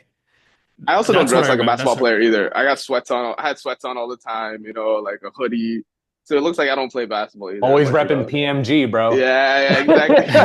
I used to always have like sweats on and shit. Those So when were you look at me on the religious court, uniforms for you, yeah, bro. yeah, yeah, bro. I had to switch it up. I was like, I like sweats because I at least like keeping my legs warm and stuff. But now I transitioned to Jay actually put me onto those tight. What is those things called? Those things The that leggings? Like leggings, Oh, yeah. leggings. So the leggings, yeah, those actually like helped out a lot after that. I just like having something that's wrapped around my legs. I feel like it makes it easier for me to warm up and play ball. I don't know. Maybe it might be mental, but whatever it is, it helps me out. So I'm just like, all right. If it wasn't for those, I'd Steve, still be wearing sweats. what about you? What's the story? Me? I want to hear Moe's. Actually, all right, I'll just share mine too. So very similar to Ethan. I remember it like very clearly. I was like, Yeah. man, I said the same thing about you. I was like, bro, this guy's too skinny. Like, there's, he's not going to be a threat. That's in my head originally. Yeah. First judgment. And I was wrong. And I remember exactly who was guarding you. It was Joan. Joan was guarding you, right? And Joan's on my team. We're playing against you. I'm like, yo, we got this, like whatever, right? And bro, this guy Moe was just fucking driving, finishing like both sides. I'm like, Joan, yo, what the fuck? Like, I'm like getting all pissed at Joan. I'm like, yo, how you letting this guy score, right? And then I see it. I see the exact same thing Ethan is saying. Even if you don't score, you get the rebound. You'll crash. You get the rebound, put it back up. I was getting so annoyed, bro. I was getting so pissed. So I'm like, how is he doing this? And I start to realize as I watch you play more and more, I'm like, bro, he's actually really good. Like he's really good at what he does, and you cannot like not play. Like the thing about you, I was like, bro, Joan wasn't like playing like defense, and I was like, Yeah. yeah, he couldn't guard you. I was like, man, I was really ready to switch it up, but I think I was Yeah. guarding somebody bigger. I'm like, shit, I can't. Like, if Joe, if Jones letting you score, then there's other guys just like gonna dominate too. I remember what Ethan said word for word was exactly my story of when I first saw you. I was very impressed. I knew you were a threat on all ends on offense, like all the little things. I'm like, holy shit! Like somebody box him out. How's he doing this? Like, Yeah, man. so. Yeah. I don't look like a Um, typical ball player, but no, I I'm love it, bro. I I'm love decent. it. Yeah, I'm And okay. I'm okay. you've proved me wrong, and you're one of the leaders here, so um yeah, man, it's just funny how I have the exact same story as Ethan. Probably 90% of people probably thought the same thing, bro. Like 90% of people probably thought the same exact thing that you thought. Like, hey, he's a skinny Hey, guy. who I mean, knows? that's how I get my whole life, So, I so do want to hear other people's perspectives, but I want to hear what your first like encounter playing with me, with you playing with guys, Ethan. Yeah. um, Steve, I remember playing with Steve first. Steve as a person when I first met you, man. I thought you were like a really really nice guy. I thought you were like really really nice person. But I was like, sometimes I felt like it was like, yo, he's a little too nice. I'm like, yo, I hope he doesn't get like pushed around for being too nice. You know what I'm saying? But at the same time, I knew when like you used to put your foot down at times too as well, and I used to see that too as well. But recently, I've seen I would say like almost a year ago or something, I seen Steve like transform into more of an aggressive player, like a more of an aggressive, like, cause Steve used to be like more of like, hey, let me get everybody involved. Let me like, you would never see Steve put up 20 shots. Steve put up 20 shots in JP League the other day, bro. And Steve would never do that. You know what I'm saying? Like Steve would always try to get everybody else involved and like he would give up open layups for the right pass and stuff like that. But now Hmm. he's like, now Steve is more like, lock the fuck in, like, yo, bro, I know I could do this. I can hit this layup. I can do this move and make it in and just get more aggressive. And I like that, Steve. I like when Steve gets more aggressive and on the floor. I don't know if you've noticed that, Steve. I don't know if you noticed that, Ethan, but I feel like I played with you for a few years now, Steve. I think like 3, 4 years now. And for the first few years of your life, I feel like you were more of you were skill wise, both times you're a very elite skilled player. But, and like I said, I was very surprised at how fast like Steve moves for the size that Steve's at. Like Steve looks like he's a bigger guy, but he's very So quick on quick, his feet, very very, quick. very quick on his feet. And honestly, I feel like Steve's a 30-point guy if he plays like very strong mentally, like I'm looking to score all the time. But he's not. He Oh doesn't yeah. have that. He's more like, hey, let me get everybody involved and stuff like that, and like try to help everybody. But if you get that killer, I feel like if you went killer status, bro, you could drop 30 a game, bro. Because like I've seen you do shit, and I'm just like, yo, wow, how the fuck is Steve doing that? Like, how is Steve even moving like that? Steve's freaking huge. You know what I'm saying? And he'll just be Definitely. very quick on his feet, and the way he moves is just like very surprised, very very surprised. Appreciate that, bro. Yeah, yeah, no, no. I'll try to lock in more and try to unlock that killer instinct. See if Yeah, I no, still no. got it. I mean, no, you do now. I do. No, like I said, you've been doing that for like the last year and a year and a half, bro. Like, I've noticed that you're. I don't know. Maybe it's just me, but I feel like your whole personality and the whole thing has changed too as well. You've just been more aggressive. I could be wrong. Maybe I don't know you well enough, but that's just how I see my concept of you over the last year, not just in basketball, but just in life. So, I think that's great. I think that's great. Thanks. Ethan, I played with Ethan. I remember when Ethan looked at me, he was calculating me when he looked at me. I feel like he, he was like, yo, is this guy gonna be able to play good basketball? Or like what is he like? He was just like having like a lot of calculation sessions going on. And I was like, all right, man, I don't know if this guy's trying to figure me out or like hold on, give me 1 second.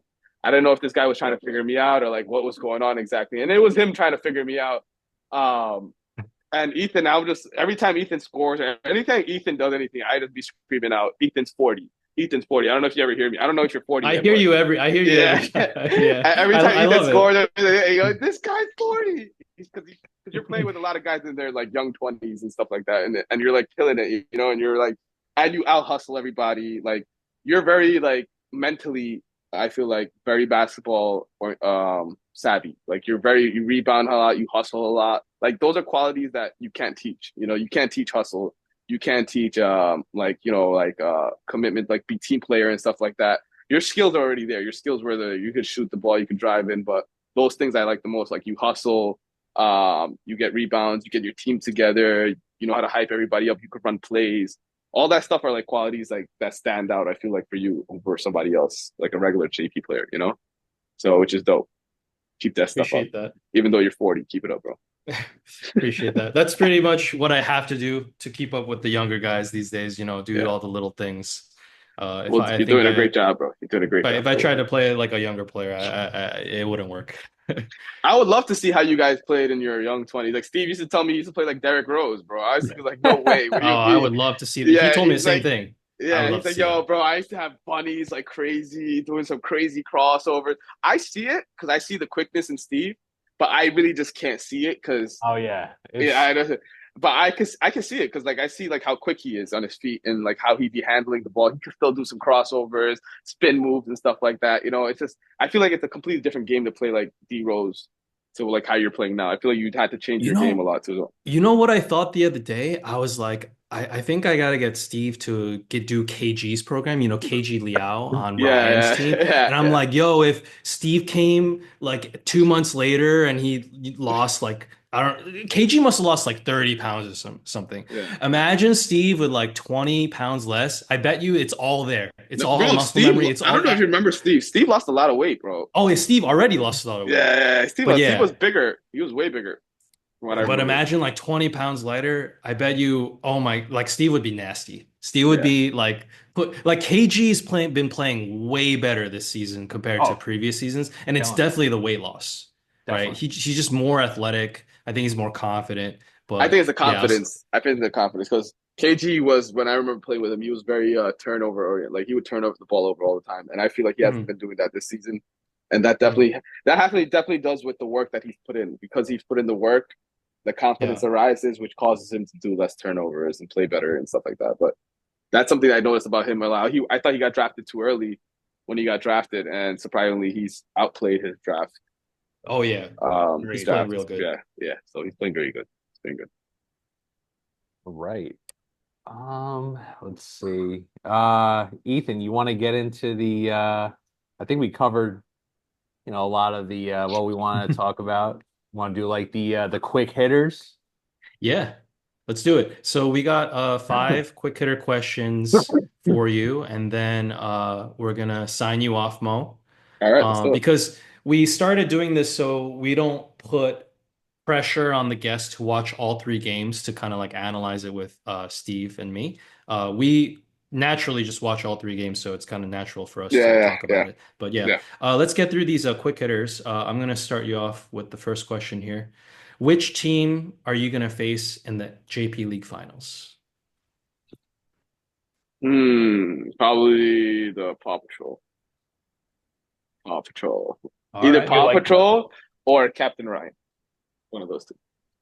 Okay, big on Ryan's team. I like Yeah. that. I like that. They're even like they've all the games I feel like they lost were like close games. Mhm. And we beat them last week, but I didn't have their first pick. I'm not sure Big Oh, what his name man, is. geez. thanks you. Yeah. Yeah. Like I game planned around him and he wasn't even there, and I was like, all right, shit. I mean, I was like, what do we do? But I feel like he definitely would have made a difference in that game, because there's not many bigs in the league right now. So I feel like they have it. And like I said, James to Ryan, even though Ryan's a great player, I feel like James is a athletically bigger player, longer player. Um, has the steals, has the crazy finishes around the rim. I feel like it was a little bit of an upgrade, but yeah, I feel like it was up. So I feel like they got better with that situation. And also Paw Patrol, you guys are just solid all around, and you guys have like a good, yeah, you just have solid all around. I feel like all the teams, even Steve's team's really good too as well. It's just I feel like you guys started off hotter.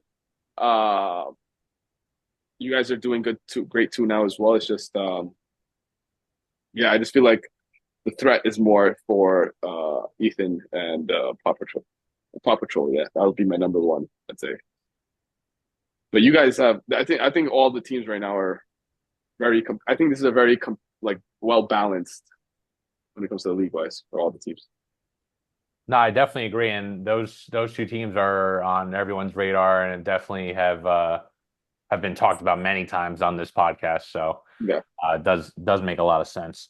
Um, I got another question for you. So, what's a good restaurant you've been to lately, and what do you recommend getting there? Damn. All right. Well, I mean, my favorite restaurant, and it's what I go to a lot, is Peter Luger's Steakhouse in Long Island. I don't know if you guys ever tried that. Oh Um, yeah. that's a really good. That's my favorite steakhouse. I've been to a lot of steakhouses, but that one in particular, the one in Long Island, not in the city, the one in Long Island, it's very home vibe. The food is immaculate. It's great. Porterhouse for two. That's what you want to get. Try to go with somebody so you get porterhouse for two. Medium.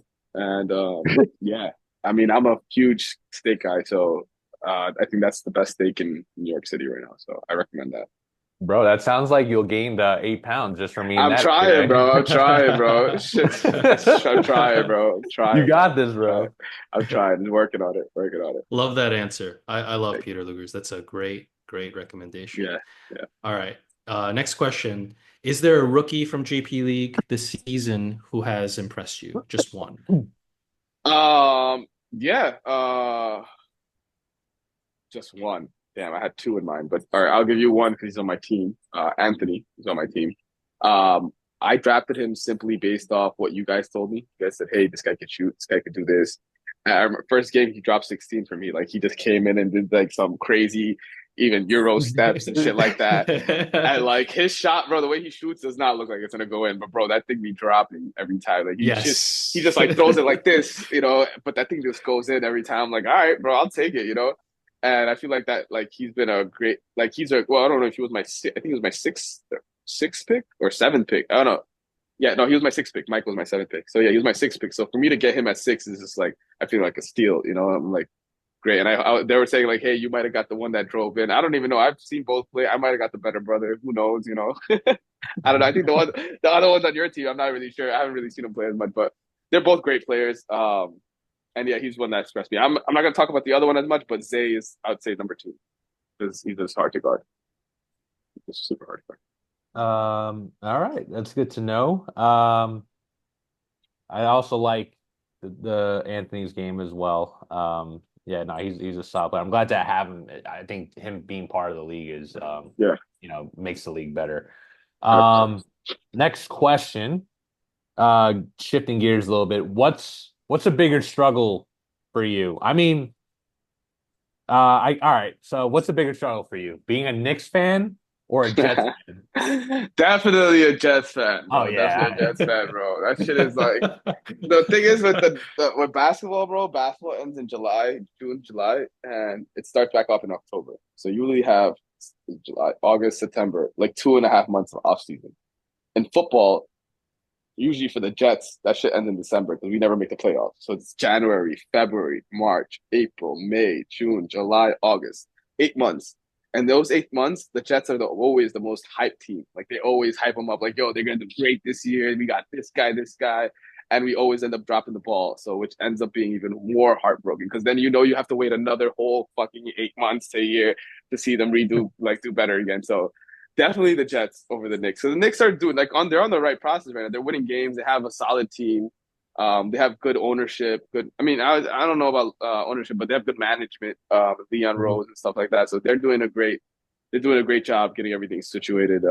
But yeah, right now being a Jets fan, brother, is so much worse. And the Knicks can rejuvenate. Let's say they got a loss, you can wait like another day or two and they play again. And they win and you're back to normal. They're like, all right, they won. But the Jets, you literally have to wait a week. Like the Jets have, besides this Sunday, the Jets haven't won for 5 weeks straight. So I've been going through hell for 5 straight weeks. Like, and everybody's been just bashing me, like yo, Jets suck, and yeah. So definitely a Jets fan. It's being worse. The Knicks All fan. right. We got this one last question. Yeah. And the question is, what's a quick tip for car owners or car renters that's often overlooked based off of all of your experience working with cars? What's a good tip you're saying? Yeah, what's a nice little tip you can share for either renters or potential buyers or I would say try to do business with someone that you get referred over to or someone that you trust. Don't go to random people. Because it just like the car business, a car business gets a lot of negative things from like car salespeople and stuff like that. But I say that's based on who you deal with. Some people, it's just like any other business or any other thing. There's a bad apples in any business, and there's good apples in any business. So, it's very important that you try to find recommendations of somebody done business with already. Let's say you know a friend that's bought somebody from this car and he's done a good job and he's helped them out, and you feel like everything's been going well with him. Then try to get a recommendation from somebody, because going to somebody random, you never know who you're going to deal with, and that might give you the bad like feeling about, oh, screw this, buying this is difficult, or like I don't like dealing with cars or stuff like that. Because the way my clients, I work, everything is based on referral base. So if I'm not taking care of my client and I'm making sure they're having a good experience, they're not going to come back to me and they're not going to refer people to me. So that's my biggest thing. It's like, hey, make sure you go to somebody that's going to take care of you, that knows what they're doing, and try to get a referral based, like where you know with somebody that, hey, this guy, I know this guy, I've done business with him before, he's great, you should try him out. Like that's my biggest tip, I'd say. Because if you want to just keep going to random people, you're just gonna get you're not gonna have a pleasant experience. Hopefully, that's a decent tip. It's the only one I can think of. We're gonna come to you, man, based off of that tip. Yeah, man. Like, You guys get we you guys trust get you. the JP. Yeah, we're coming to you. Yeah, we guys get the JP experience, bro. Trust me, man. Trust me. I've helped a few people out already, so in the JP department. So Let's go. I'd love to help out more people here. You know, I'd love to help out more people. You guys know who to go to. Yes, sir. Yes, sir. All right. I think that Mo, man, what a ride. This was an awesome conversation. I feel like I learned so much more about you. I feel like we became best friends, honestly. Yeah. We've already worked close. Thank you for having me. I Thank you for always having me, consider man. you as a really great friend, Yeah, man. you too, bro. You too, man. Yeah, I'm very And upset. Today, man, I had no matcha this morning, so I feel a little bit under the I'm weather, man. sorry. Usually, it's been like I've been on like a 5 month subscription. I don't even know how long I've been on a subscription for like 5 months. I'm used to getting my matchas, so today I've been a little under matchinated, you know. So, um, but I'm waiting for this store to open up. So when it opens up, I'm gonna be your number one supporter, and I'm gonna be over there. I appreciate Wait, it, that's bro. news. That's news. You guys are opening a store? That's the goal. That's That's the goal. the goal. Okay. Yeah. My So bad. I didn't mean to break it out there. My fault, you know. But no, all good, all good. yeah, But yeah, I know I'm sad too. But you know, you are our number one customer, so I really I had appreciate to your I had support. to switch to coffee now, bro. It's like shit. I don't want to drink coffee, you know, but whatever. It is what it is. It is what it is. Um, Yeah. but yeah, man, it was a great conversation. It was so much fun having you here. Ethan, you have Thank any? you. Thank you for having me. Yeah. No, appreciate you. Yeah, well, just thanks for coming on. I love the conversation. Normally we shoot for like 30 minutes, but the conversation was so good, we just kind of let it flow. I think we talked for My like an bad. That's my hour. fault. That's No, probably my no, fault. I that apologize. I didn't say that to, like say like it was too long or anything. It's just normally we feel like 30 minutes is kind of like roughly what would take, but the stories and the answers were so good, it just naturally went this long, and I'm glad that it went this long. It Nice. was a great conversation. Yeah, So it was fun, thanks for man. Nice. coming on. Thank you for having me, guys. You guys are awesome. Just want to let you guys know you guys are the best commissions that I've dealt. I've been in a lot of leagues, all right? Everyone slacks. But you guys are fucking awesome, bro. Awesome. Ethan, Steve, both you guys are killers. You guys are putting outstanding work towards this league, man. And like from top to bottom, jersey, stats, the fucking play, fucking, what is this thing? The shot clocks, like everything is just immaculate. You guys are awesome. I recommend it to everybody. Everybody who wants to come to JP, I'd be like, you guys gotta come. We got a league here. You can play basketball with us. They set it up nicely. Like I really, like I have 100%. You guys have my 100% support. If you guys ever need anything, JP related, car related, anything, whatever it is, you let me know. I'm always here to help you guys out. Always. Appreciate that, man. It means a lot. No problem. No problem. Anytime, brother. Anytime. Me and Ethan are gonna hang on here, and we're Yes, gonna sir. talk about the next week's games and last week's games. But bro, thank you so much again, bro. Thank you again for having me, guys. Appreciate it, man. I'll see you guys Wednesday. I'll see you guys Wednesday. Yes, All right. sir. See Take you care, Wednesday, man. Take brother. care, bro. Thank you. All All right, right, bro. Take care, peace. brother. Take care, guys. All right, bro. What a conversation, man. Mo's a great guest. I loved hearing his story, and yeah, I felt like I learned a lot, man. Yeah, right from the get-go, the first answer, I was like, "Oh, military dad." Military dad. I see it in his game, like the way he handles himself on the court. He doesn't like complainers. Like it all clicked. It all made sense. Oh, It it was makes awesome. sense. The Yeah. lefty jump shot is like probably what shocked me. Like, wow, you can't even tell that he used to shoot lefty all his life until like a couple like 10 years ago. Definitely. Definitely. All Yep. right, So, let's get right into recapping the games. Steve, I think we should go in reverse order because we had a little bit of a controversy with the 6:30 game. I don't want that to kind of dominate our recapping. So why don't we go 8:30, 7:30, then end with 6:30, and we can kind of talk about that a little bit towards the end. oh yeah, yeah. Let's also keep it quick because I got a dip for the Monday game. Oh yeah, yeah, yeah. Yeah, so I'll try to keep it within like 10 minutes or something like that, possible. All right, let's Okay. start off with Mo Money, Mo Buckets versus Saving Captain Ryan. Man, this was a great game. Like Mo Money, Mo Buckets were they were playing really well in the first half. I think things were just kind of clicking for them. I remember KG this game on Saving Captain Ryan started off hot, but then they kind of like built this lead, Mo Money, Mo Buckets towards the first half. They ended up with 34-23 in the first half. And I remember this run Saving Captain Ryan went on. They went on this run to kind of bring it within like I feel like a 5 point, like 4 point swing. I don't remember the exact details, but I remember they had it at one point very winnable. Like it was like, oh, it was looking scary for Mo Money, Mo Buckets, who was up like the whole game. And I think part of that run was like I think Louis hit a shot, like a three. Um, Maybe KG will hit one as well. And I think they kind of just like fell apart. Don't remember too much details besides I just remember KG playing really well this game. AG played really well. He's been playing really well. I think his shooting kept him in the game early. I think they went down pretty like 11 or 13 to 2, and then he hit like or even three threes in a row, I remember at some point to really close the gap. So he was huge. Looking at the game report, yeah, Ryan's team took a 6 point lead late in the second half. I remember watching on film, they got Mo Money, Mo Buckets into the penalty with like 11 minutes left in the second half. And I thought they were going to spam that. I think Mo Money, Mo Buckets was in foul trouble. I think Mo might have had four or one of their other. I think Jeff Lou had four and he had to go sit. And Jeff Lou is their primary rebounder. And I was like, oh, this is bad news. I think Ryan's team's going to win. I think it's been the story of the season for Ryan's team. Their late game execution is not what it should be.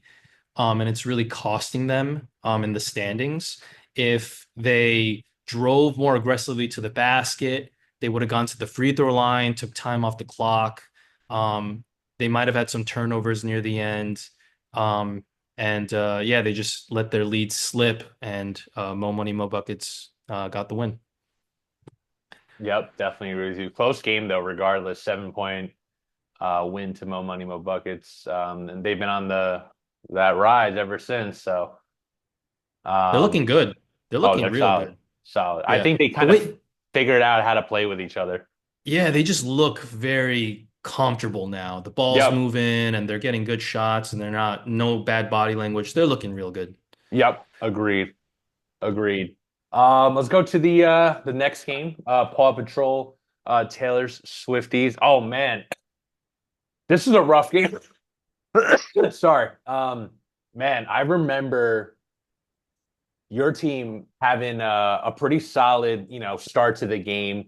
Um, I think like your zone was doing pretty good. I think containing Josh Lou. Like Josh Lou, I feel like did nothing that game. Not saying he did nothing, but I feel like you really took him out of the game compared to what he could be doing against a man to man. The two players I felt that stepped up big for Taylor Swifties was actually there's three. I'd say it's France, Sen, and Tyler Morris, which I feel Mhm. like if you're a team like focusing your defense on like Kenny and Josh makes a lot of sense and kind of relying on like letting France and Sen and Tyler Morris be the pinnacle of their offense. that makes sense. Like you want them to be the reason why you lost, not because, Josh and Kenny popped up. Um, I think France has been shooting so well since that Yeah. one game. He's really picked it up. I think he was like 0 for like 20 before that. And then all of a sudden he's shooting like, roughly 40% or like 35% from three, being very, very good in the offensive end. Sen hitting some big shots, like being confident Mhm. with his jumper. Like, I feel like those two guys, like normally in the early season, they were not hitting any jumpers. And then all of a sudden they're starting to hit. And they're big shots that bring them within the game. And that's just talking Taylor Swifties. And Tyler, doing his rebounds, being open down low, being that dunker spot, just kind of finishing, like really Mhm. helped them against the zone. Paw Patrol, your team, I felt like you guys had a rough shooting night, especially Schwartz. I feel like it was Schwartz, one of the most consistent players I feel like in the league. It was his worst game I've ever seen. I just remember he had a ton of turnovers, and I'm looking at the stat sheet, 8, which is Mhm. crazy.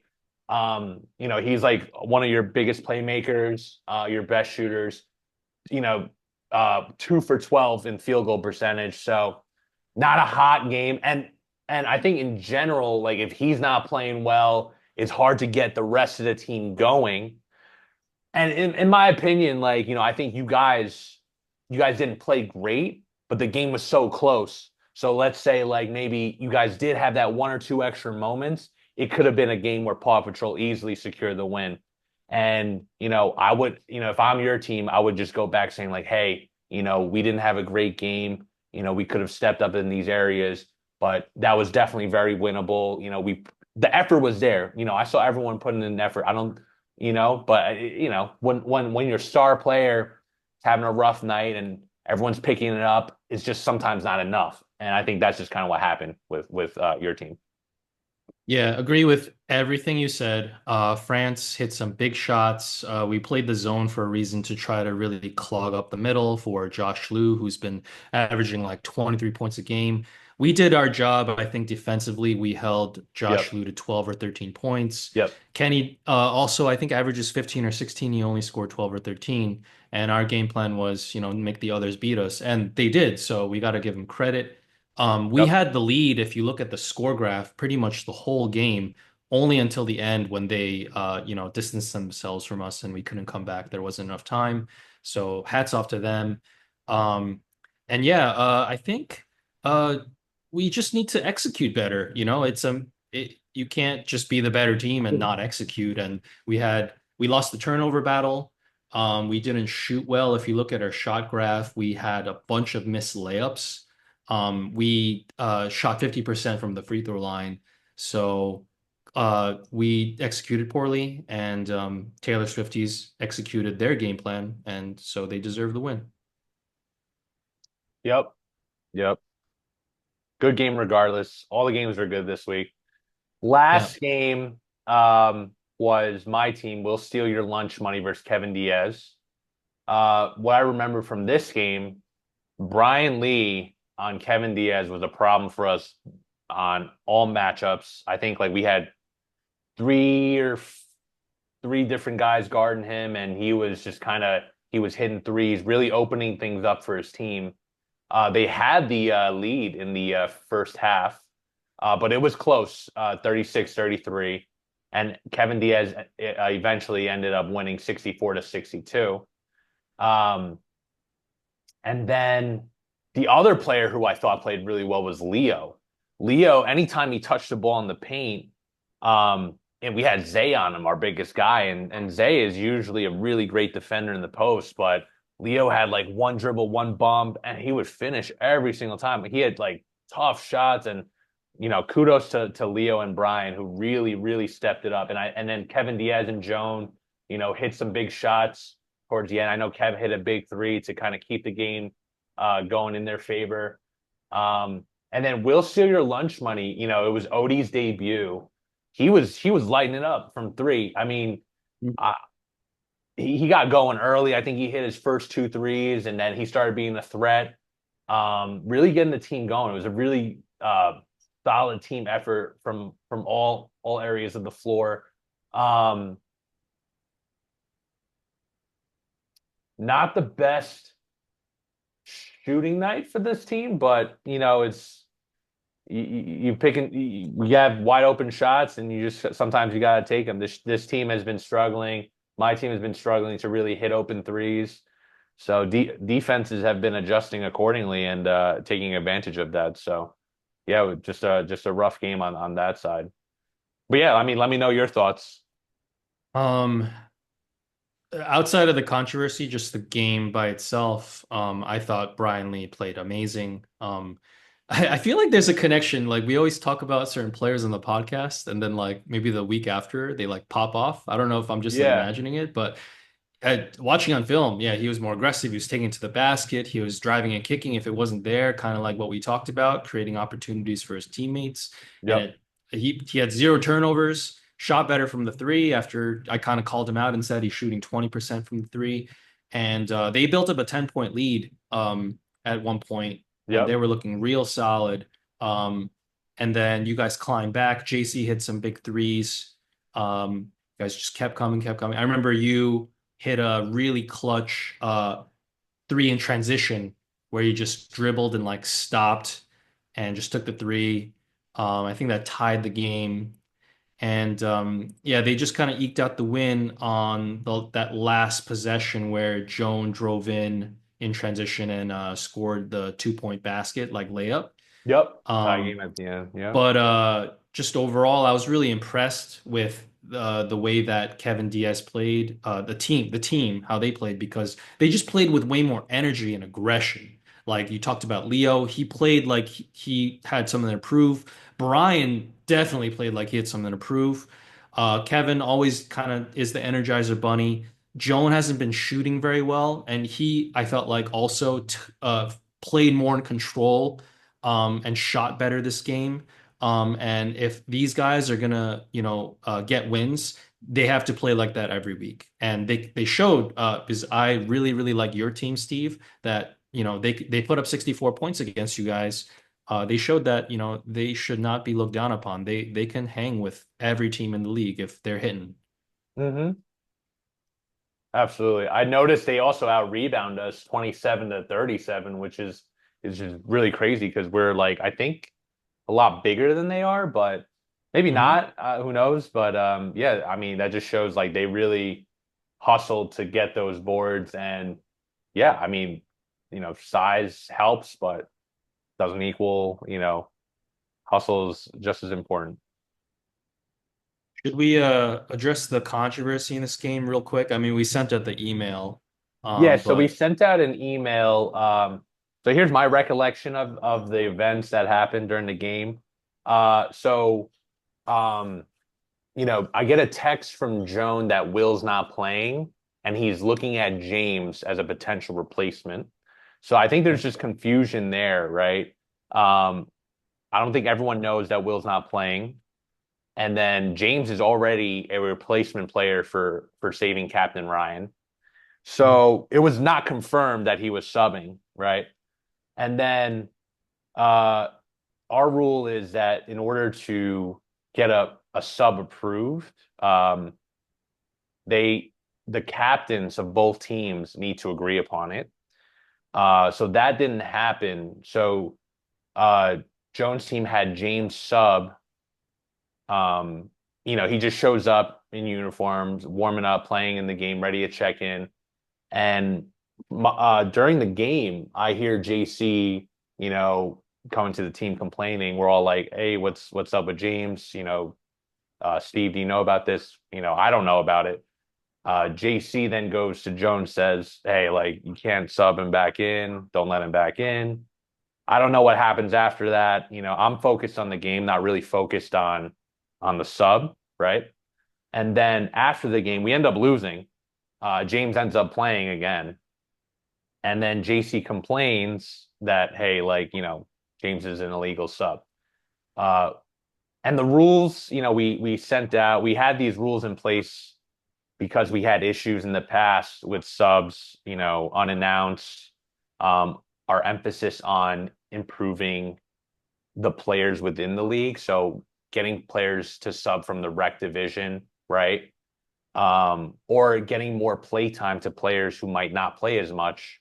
Maybe they're more on the bench, they don't get as much playing time. Those opportunities to step up or at least get more experience during these times where you don't necessarily need a sub. Um, so yeah, JC ends up complaining, and then that's where we had to come up with the penalty for breaking the rule here. The rules were clear ever since 1020, and they're just like deliberately not followed. Yeah, a few things. So I actually heard when I was doing the stats on film, JC telling Joan, don't sub him back into the game. And you can tell that he's, thinking about it during the game. And I was, sympathetic to that because I've actually been in that situation in JP League. Season one, there was a game where we were playing Jamie's team. And if you remember that team that ended up winning the finals, they had Jamie and Max. And Max was apparently unavailable for the game on Wednesday because, he had school or something. And so Jamie asked for a sub. They ended up getting a sub. I think it was I forget his name, JTN.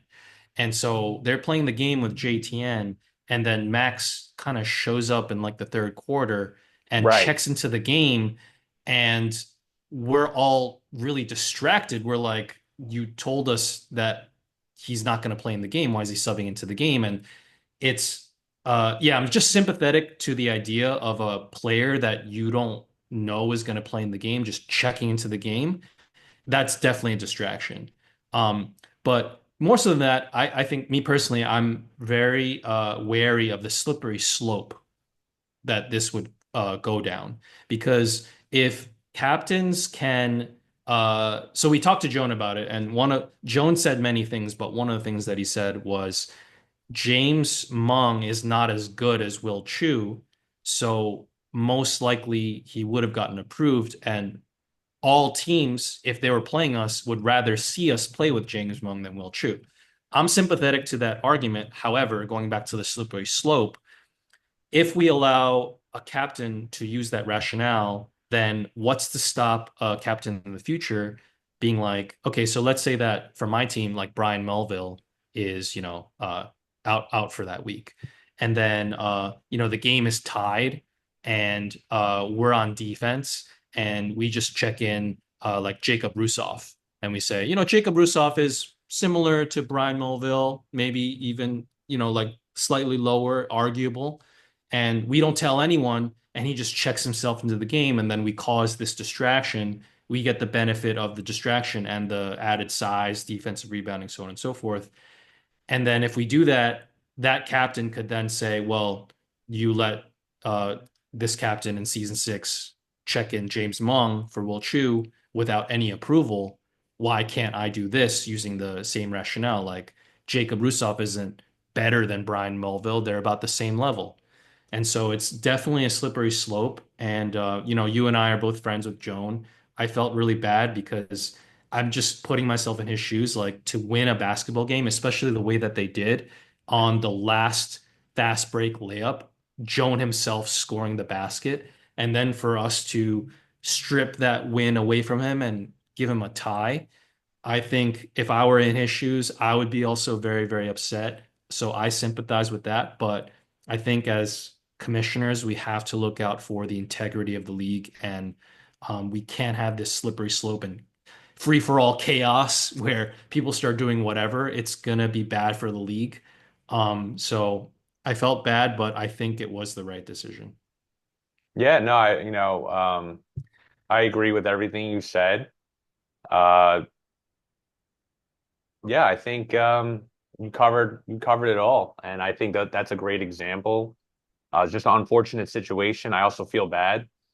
But yeah, I mean, like as a commissioner, like you said, just for the integrity of the league, just to really look out what's best for the league, I think that was the decision that we had to move forward with. And yeah, hopefully something like this won't happen again. We obviously don't have all the answers to all situations that might occur, and there might be like one-off situations, but that's why, we come together and um we listen to all the facts and like and everybody and really just make our decision based off that. So We try to do it with all fairness and yeah, I mean, I appreciate you helping me with this situation, and I think we did the best that we could.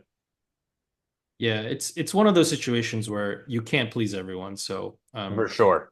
I For know that there are people that are very upset, but it's the best that we can do. Yep. All right, man. I have to wrap up because I have to actually go. But Okay. yeah, Oh wait. We do you want to make very, very quick picks, like just like no analysis, like who do you got next week, 6:30, 7:30, 8:30, and then let's let you go. let's see who's the matchups real quick. So Okay, yeah. 6:30 we got Saving Captain Ryan versus Kevin Diaz. Who do you Ooh. got there? Hey, I think Kevin Diaz has a chance here. I'll put my money on them just because they're angry for the situation and they know they could beat any team, right?